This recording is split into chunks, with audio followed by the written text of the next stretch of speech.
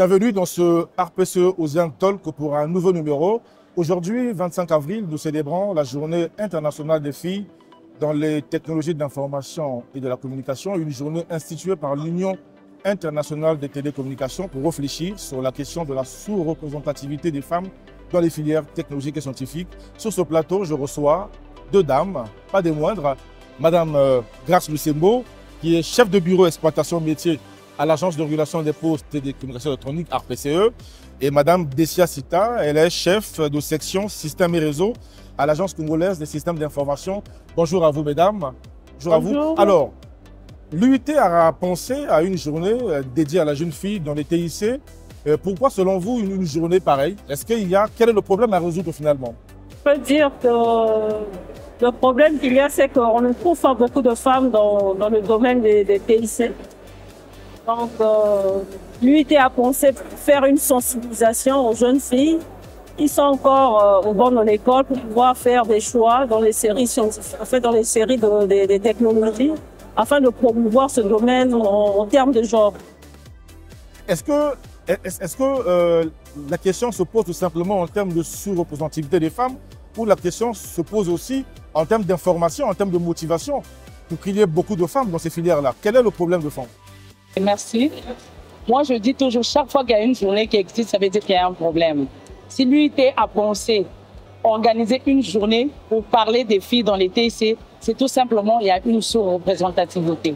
Et aujourd'hui, lorsque nous regardons dans le monde, nous sommes dans le domaine, nous nous rendons compte que malgré que nous pouvons dire aujourd'hui que les mentalités ont évolué, mais malgré l'évolution de ces mentalités-là, nous remarquons toujours qu'il y a un grand écart entre la représentation des hommes dans les TIC et les femmes.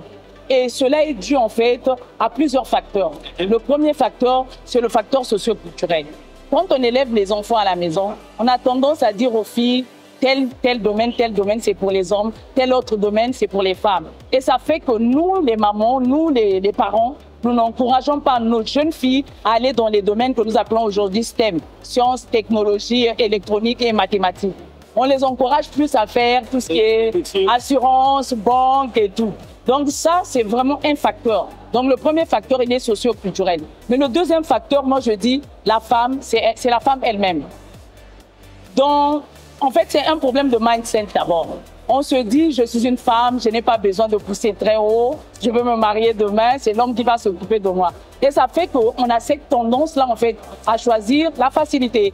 Donc je pense que je suis tout à fait d'accord avec le fait que l'UIT a organisé une journée pour pouvoir pousser les femmes, pour emmener les femmes à être sensibilisées. Parce que moi, je dis toujours, la technologie n'a pas de sexe. Hommes comme femmes, nous avons la possibilité de pouvoir nous épanouir dans la technologie. Alors, la technologie n'a pas de sexe et vous, justement, vous avez sauté ce cap. Comment êtes-vous arrivé, justement, dans ce métier-là? Comment êtes-vous arrivé à ce métier de technologie? Bon, comme a dit ma chère collègue, d'abord la barrière culturelle à la maison, on a tendance à dire la femme, sa place ce sont les tâches ménagères, c'est faire ceci, c'est faire cela, qui est un métier réservé aux hommes. Bon, moi, depuis mon jeune âge, j'ai toujours aimé, j'ai toujours été passionnée là où il y a les garçons. En fait, là où il y a le challenge, ça m'a toujours passionnée. C'est une passion de jeunesse. Oui, c'est une passion de jeunesse. Donc, du coup, j'ai fait la série scientifique. Et je me suis retrouvée dans la technologie en termes... Comment vous vous sentez au milieu de ces hommes? Parce que je sais que même si aujourd'hui vous êtes chef de bureau à l'RPCE sur ces questions-là, mais il y a plus d'hommes avec lesquels vous travaillez. Comment sentez-vous dans ce milieu masculin? Bon, je peux dire au début, j'étais obligée de me mettre dans la peau de l'homme en fait. Quand je suis avec eux, je suis obligée de me comporter comme eux les hommes.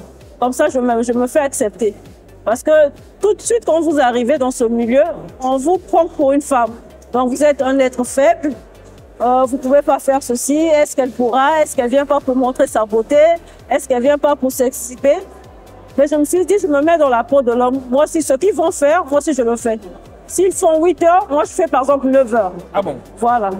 Madame Sita, quel est selon vous aujourd'hui les axes prioritaires justement pour emmener les jeunes femmes, les jeunes filles à aller vers ces métiers-là? Parce qu'il ne faut pas attendre la célébration d'une journée, comme ce 25 où nous sommes dans ce salon Ozian. Mais est-ce que vous, en tant qu'experte, est-ce que vous aviez des occasions que vous offrez à ces jeunes filles pour être comme vous demain?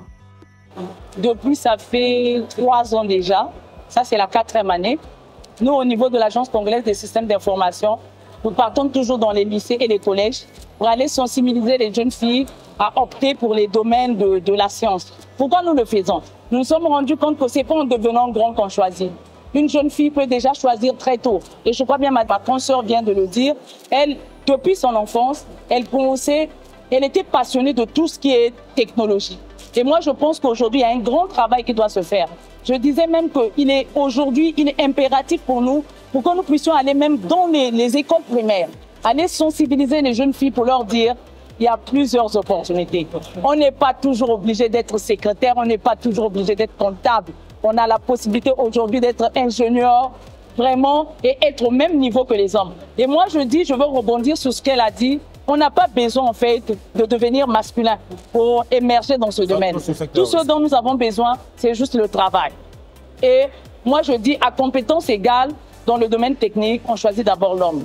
Mais la différence se fait dans le travail. Une fois qu'on constate que tu arrives à tenir, une fois qu'on constate que tu as du répondant, les hommes se font la place par eux-mêmes. Donc vraiment, c'est encourager les jeunes filles. Parce que je me souviens, nous, quand on grandissait, moi j'ai fait la série scientifique aussi, on avait du mal même à se maquiller. On se disait toujours, si on se maquille, on va devenir trop C'était comme des garçons. Voilà. Et on était comme des garçons. Mais en évoluant, je me suis rendu compte qu'avec mon maquillage, mon cerveau ne change pas.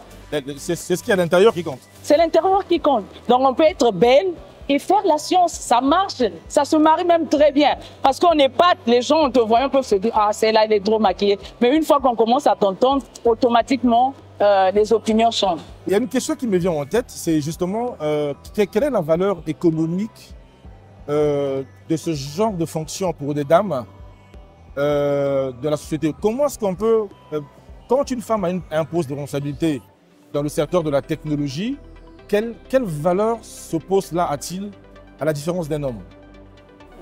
Dans certaines entreprises, il n'y a pas de différence. Parce qu'en fait, ce qui compte, c'est le poste en fait, qu'on met là. Et c'est le poste qui est budgétisé. Par exemple, je peux dire si c'est 10 000 $, les 10 000 $ seront, que ce soit une femme qui prenne un poste, que ce soit un homme qui prenne un poste, ça sera le même. Parce que la question, je la pose parce qu'on dit souvent que les femmes sont patientes, les femmes sont dévouées. Donc, peut-être qu'il y avait une différence, à la différence près avec un homme, qu'une femme qui a un poste de responsabilité, par exemple. Bon, moi, par rapport à mon expérience, je n'ai jamais connu cette différence-là. Donc, le montant qui était alloué à un poste que j'ai occupé ou bien qu'occupera un homme, c'est le même. Ça ne change pas. Je n'ai jamais vu cette différence. On va s'adresser un peu aux jeunes filles qui nous suivent en ce moment, sur cette émission. Alors, quels sont les principaux métiers aujourd'hui pour les jeunes femmes qui sont bachelières et qui veulent s'engager dans la technologie, dans le numérique? Que doivent-elles faire? Mais moi, avant de répondre à cette question, je voulais rebondir sur ce qu'elle a dit. L'avantage que nous avons au Congo, c'est qu'il n'y a pas de différence en fait, de salaire entre l'homme et la femme. Parce qu'elle a su bien le dire, elle dit c'est le poste qu'on paye. Donc que tu sois un homme, que tu sois une femme, c'est le même salaire. Il n'y a pas de différence. Mais il y a un avantage qui est plus important dans la technologie. Oui, nous les femmes, nous voyons le détail. Là où les hommes voient en général, nous allons dans le détail. Et ce détail-là, par rapport aux hommes, bien sûr. Et ce détail-là apporte quelque chose à l'innovation.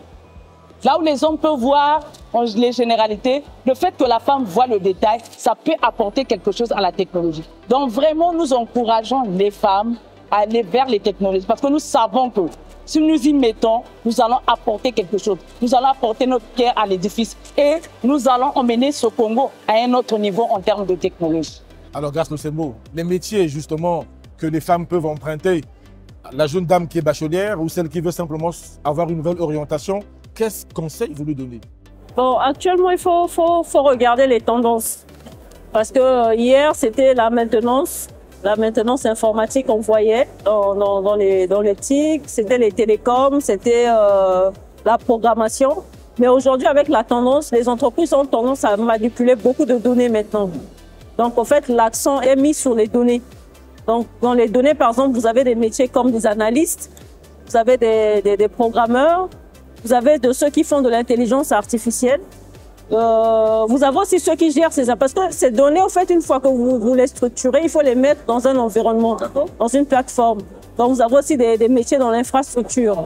Donc, on trouvera les administrateurs système, on trouvera les administrateurs réseau, Qu'est-ce que je peux encore ajouter? Il faut aussi voir aussi la cybersécurité. Parce qu'une fois que vous avez mis ces données quelque part, il faut les sécuriser. Donc, il y a aussi les métiers dans la cybersécurité comme des analystes aussi. On trouve des analystes, on trouve aussi des responsables qui peuvent écrire des politiques sur la sécurité informatique. Est-ce que ces formations sont accessibles chez nous? Parce que est-ce que les écoles offrent ce genre de formation au Congo? Oui, actuellement, ces formations sont accessibles chez nous. Comme nous voyons au niveau de l'université Marien Ngouabi, actuellement, il y a une formation, il y a une filière informatique. Au niveau de l'université Denis Sassou Nguesso, il y a aussi des filières informatiques, notamment data science, il y a système et réseau. Aujourd'hui, il y a l'IA aussi avec le CARIA qui existe au niveau de Denis Sassou Nguesso. Donc, en fait, les opportunités s'ouvrent. Bien qu'actuellement, on n'a pas les cycles master, mais il y a un travail qui est en train de se faire. Et je pense que dans 2-3 ans, il y aura des cycles master. Donc, pour celles qui viennent d'avoir le bac, moi, je pense qu'il y a beaucoup d'opportunités. Là, je n'ai parlé que des universités, en fait, publiques. Mais il y a aussi les universités privées plutôt, qui offrent beaucoup de formations en termes de technologie. Merci, mesdames. Alors, je rappelle que j'étais sur ce plateau avec Madame Grace Lusembo. Elle est chef de bureau exploitation métier à l'ARPCE. Et Madame Dessia Sita, chef de section système et réseau à l'Agence congolaise des systèmes d'information, la AXI. Nous avons parlé de l'accessibilité des femmes aux métiers de technologie et scientifique. Et c'était à l'occasion justement de la journée internationale des jeunes filles dans les technologies de l'information et de la communication. Merci pour ceux qui nous suivent de partout. Au prochain numéro.